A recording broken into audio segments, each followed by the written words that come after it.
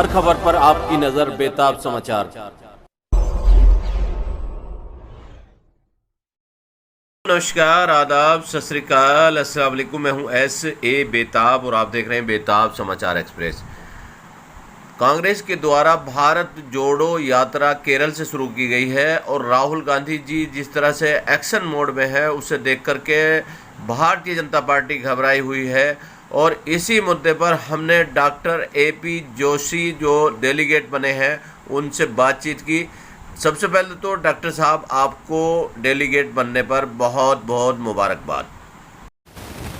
बहुत बहुत मुबारकबाद के हकदार चौधरी अनिल कुमार जो हमारे प्रदेश के अध्यक्ष हैं और आदेश भारद्वाज जी जो जिला करावन नगर के अध्यक्ष हैं, उन्हीं के द्वारा मुझे जो मेंबर बनाया गया DPC डेलीगेट, मैं उनका तहे दिल से शुक्रिया अदा करता हूँ।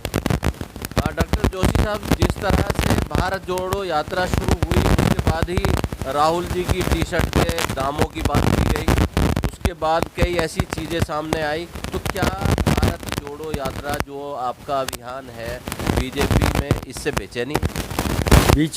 बेचैनी तो 2014 से ही है बीजेपी में कि राहुल गांधी एक ऐसी शख्सियत है जो देश में होने वाला होता है उसको 6 महीने पहले ही वो बता देते हैं कि देश में ऐसा हो।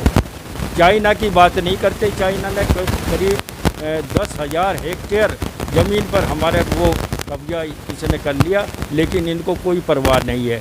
ये टी शर्ट इनको दिखाई दे रही है, क्यों दिखाई दे रही है कि राहुल गांधी का जो भारत जोड़ो यात्रा चल रही है उसमें पूरा अपार उन्हें समर्थन मिल रहा है। क्यों, और ये निर्णय क्यों लिया गया राहुल गांधी के द्वारा कि देश में 2014 के बाद में एक नफरत का माहौल पैदा हो गया है। एक आदमी दूसरे आदमी को गलत निगाह से वो देख रहा है। जैसा भाईचारा का संदेश यहाँ भारत में था, वो संदेश ये संदेश लेकर हम चले हैं। कांग्रेस अपने माध्यम से सभी समाज को, सभी जातियों को जोड़ने का काम कर इस भारत जोड़ो यात्रा से ये सबको हम सम्मिलित कर, क्योंकि देश एक आदमी से नहीं चलता, देश एक समाज से नहीं चलता। सब समाज मिलकर देश में तरक्की करेंगे, तभी ये देश तरक्की करेगा, तभी ये देश आगे बढ़ेगा। इसलिए हमें भारत जोड़ो यात्रा यहाँ से निकालनी पड़ी है। हिंदुत्व का एजेंडा और सांप्रदायिकता का एजेंडा, दूसरे जिस तरह से गुजरात की बिल्किस बानो के आरोपियों को छोड़ा गया और उनको सम्मानित किया गया, मिठाई खिलाई गई, उस पर आप क्या कहना चाहते हैं? ये देखो, बहुत जघन्य अपराधों में एक अपराध होता है कि किसी के साथ में बलात्कार हो और बलात्कार करने के बाद में उसको मार दिया जाए। ये एक बहुत जघन्य अपराधों में से एक है। इसमें आजीवन कारावास तो हुई थी उन्हें, लेकिन उन्हें फांसी की सज़ा होनी चाहिए थी। चलो आजीवन कारावास थी तो ठीक था, लेकिन उनको गुजरात सरकार ने माफ़ करने का काम किया। ये शर्म की बात है। क्यों है? क्योंकि वो बिल्किस बानो के साथ में हुआ। अगर किसी हिंदू औरत के साथ में होता, और मैं नहीं सुना आज तक, मेरी भी उम्र बहुत हो गई है, मैं आज तक नहीं सुना कि दलित के अलावा या मुस्लिम के अलावा किसी लड़की या बहन बेटी के साथ में अन्याय होता है। इसके अलावा किसी पे नहीं होता, इन दोनों समाज पे होता है। ऐसा क्यों होता है? और फिर इनके साथ में जो जुडिशियल हमारा जो देता है, निर्णय देता है, उस निर्णय के विरुद्ध जाकर सरकार इनको माफ़ करती है। माफ़ करने के बाद में उनको टीवी पर दिखाया जाता है, मिठाई खिलाई जाती है। ये बड़े दुख की बात है। ऐसे भारत में ये तो गदर हो जाएगा, ऐसे कोई किसी का वो नहीं करेगा। कांग्रेस पार्टी जो महंगाई, गरीबी, भुखमरी और जिस वक्त हालात देश के 70 साल में जो कांग्रेस ने ये असासा जो ये संस्थान बनाए थे, तो इस जो 8 साल के पीरियड में जो NDA की गवर्नमेंट है, इसमें कितने ज़्यादा संस्थान बने हैं, इस पे क्या कहना चाहेंगे? देखिएगा, जब देश आज़ाद हुआ 1947 में और 1950 में इस देश का संविधान लागू हुआ यहाँ, उससे पहले 47 से पहले हमारे पास एक सुई बनाने का भी कारखाना नहीं था। लेकिन आज देश ने तरक्की करी, बड़े बड़े हवाई जहाज, बड़े बड़े कारखाने, बड़ी बड़ी रेल यहाँ लाने का कोशिश किया। ये जब इसने 70 साल में जो कांग्रेस ने राज किया, उन्हीं का राज ने जो कमाया, उसी को तो ये नरेंद्र मोदी जी हमारे प्रधानमंत्री जी बेचने का काम कर रहे हैं। BSNL बहुत बड़ा डिपार्टमेंट था, उसको भी बेचने का काम किया गया। जहाज रानी बहुत बड़ा मंत्रालय था, उसको भी बेचने का काम किया। और इवन रेलवे बहुत प्रॉफिट का काम था। यहाँ लालू प्रसाद यादव रहे, रामविलास पासवान जी रहे, मंत्री रहे, उन्होंने बहुत कमा के यहाँ दिया, लेकिन रेलवे का भी निजीकरण हो रहा है। बड़ी दुख की बात है। यहाँ तक कि जो हमारी धरोहर है, जैसे लाल किला है, कुतुब मीनार है और है, उनको भी बेचने का काम हो रहा है। जगह जगह और कोई नहीं मिलता कि ये मस्जिद है, यहाँ मस्जिद में नीचे मंदिर था। ये क्या बात है? यहाँ महंगाई की बात है। हमने इस पर बहुत एजिटेशन कर रहे हैं और लगातार कर रहे हैं कि 2014 में जो महंगाई थी उसमें कई 100 गुना आज वृद्धि हो गई है।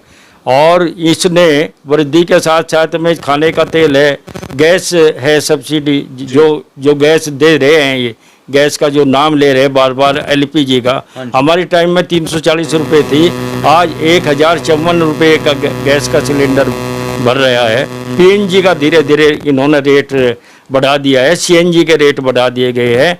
पेट्रोल का रेट हमारे टाइम में, जबकि अंतर्राष्ट्रीय जो बैरल का रेट था वो आज की तुलना में कई गुना ज़्यादा था, लेकिन हमने 60 रुपये से ज़्यादा पेट्रोल और डीजल को नहीं जाने दिया, लेकिन आज 100 के पार है। बड़े दुख की बात है कि ये सरकार कुछ ध्यान नहीं दे रही है। और GST के माध्यम से आपने देखा होगा कि जो घी है, तेल है, पनीर है और दूध है और इवन छाछ जो है, उस पर भी GST लगाने का काम कर दिया है इन्होंने। तो अपना गरीब आदमी कैसे यहाँ पर गुजारा? गरीब होता जा रहा है और अमीर बहुत अमीर होता जा रहा है इस देश से। बड़े दुख की बात है। हिंदू को मुसलमान से लड़ाते रहेंगे, मुसलमान को हिंदू से लड़ाते रहेंगे। कुछ ऐसे इनके चमचे इन्होंने छोड़े हुए हैं। और जो हमेशा जो अपने जो मोहम्मदन भाई हैं हमारे, वो टीवी पर आते हैं और बीजेपी का प्रचार करते हैं। ये ऐसा हो रहा है, जो कहते हैं वो करने का काम बिल्कुल नहीं हो रहा है। आज देश का विश्वास नरेंद्र मोदी जी ने खो दिया है और इस विश्वास को पाने के लिए राहुल गांधी ने भारत जोड़ो यात्रा जो लेकर चले हैं, उसी विश्वास को पाने के लिए जैसा देश पहले था, आज़ादी के बाद का जो देश था, जो कांग्रेस ने बना, जो पंडित जवाहरलाल नेहरू ने बना, जो श्रीमती इंदिरा गांधी जी ने बना, जो राजीव गांधी जी ने बना, उस देश को आज वो राहुल गांधी जी बनाए वही वैसा ही देश बनाना चाहते हैं। और वो कहते हैं भारत एक बागीचा के समान है, यहाँ हिंदू भी हैं, मुसलमान भी हैं, सिख भी हैं, ईसाई भी हैं, बौद्ध भी हैं, जैन भी हैं। यहाँ सभी धर्मों को एक साथ रहकर हम जब रहेंगे तभी देश की तरक्की होगी, ऐसा मेरा मानना है। डॉक्टर AP जोशी साहब, गोकलपुर विधानसभा के बारे में ये पता चल रहा है कि 4 वार्ड नगर निगम के आरक्षित कर दिए गए हैं, तो इस बारे में क्या कहना है? विधानसभा रिजर्व है तो 4 वार्ड रिजर्व करने का क्या मतलब है? क्या रिजर्व ही किसी कॉन्स्टिट्यूंसी में रहते हैं? यहाँ सब कॉन्स्टिट्यूंसी के लोग रहते हैं। यहाँ मुस्लिम भी है, हमारे 2-3 वार्ड में तो बहुत ज़्यादा मुस्लिम हैं। यहाँ पर हमारे जाट भाई हैं, यहाँ पर हमारे जी हैं, सभी समाज के लोग यहाँ पर हैं। तो उन समाज को भी प्रतिनिधित्व मिलना चाहिए। मेरा तो ऐसा सोचना है कि इलेक्शन कमीशन को इस पर दोबारा से सोचना चाहिए कि कम से कम 2 सीट यहाँ पर जनरल रखी जाए। सर, नगर निगम का आगामी जो चुनाव होने जा रहा है उसमें कांग्रेस किस तरह से मुकाबला करेगी? कांग्रेस बिल्कुल मुकाबला करेगी। कांग्रेस के पीछे इनसे जो लड़ने की क्षमता है, बीजेपी में कांग्रेस से लड़ने की क्षमता नहीं है। बीजेपी ने केजरीवाल को हमारे पीछे लगा रखा है और केजरीवाल भी वहीं पर जाता है जहां कांग्रेस का बहुमत है। जहां कांग्रेस की सरकार है वहां केजरीवाल को ये भेज देते हैं पीछे से, और पीछे से ये चले जाते हैं। ये इनका जो मकसद है अब हम भली भांति जान गए हैं। हम पहले केजरीवाल को ही देखेंगे और उसके बाद में फिर बीजेपी को देखेंगे। तो केजरीवाल या बीजेपी को आप मिला हुआ समझते हैं? केजरीवाल नंबर 2 है इसका बीजेपी का नंबर 2 का एजेंट है और ये इसका काम करता है। पंजाब में हमारी सरकार थी, आपने देखा होगा, पहले जो वहाँ के हमारे मुख्यमंत्री थे उन मुख्यमंत्री पर डोरे डालकर उनको बहकाया गया और बहकाने के बाद में वहाँ पर केजरीवाल को भेज दिया गया, लेकिन मिला बीजेपी को कुछ नहीं है, फिर भी केजरीवाल ही निकल गया। लेकिन बीजेपी इसी से खुश है कि वहाँ से कांग्रेस हट गई है। ये बड़ा दुर्भाग्य की बात है। आज कांग्रेस के पास में 53 लोकसभा के मेंबर्स हैं।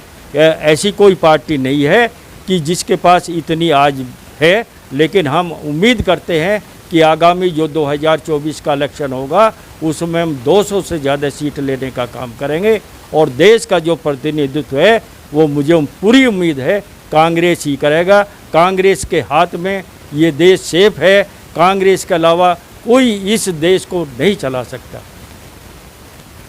इसके अलावा लोगों को क्या संदेश देना चाहेंगे? लोगों को संदेश देना चाहेंगे कि कोई वो टीवी और समाचारों पे जो न्यूज़पेपर्स हैं उन पर ज़्यादा ध्यान न देकर आप आपस में आपसी जो सद्भाव है, आपसी जो आपका पड़ोस में है, पड़ोसी का ध्यान रखें, दूसरे समाजों का ध्यान रखें, हर समाज के लोगों की इज्जत और सम्मान करें।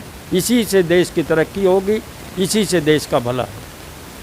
तो ये थे डॉक्टर AP जोशी साहब जो बता रहे थे कि नफरत मिटाओ और देश बचाओ और भारत जोड़ो यात्रा राहुल जी के नेतृत्व में चल रही है और कांग्रेस इससे बड़ी उत्साहित है। और डॉक्टर AP जोशी साहब को हम एक बार फिर मुबारकबाद पेश करते हैं कि आपको दिल्ली प्रदेश में BTCC में डेलीगेट बनाया गया है, उसके लिए आपको एक बार फिर बहुत बहुत बधाई, मुबारकबाद। थैंक यू, धन्यवाद, शुक्रिया।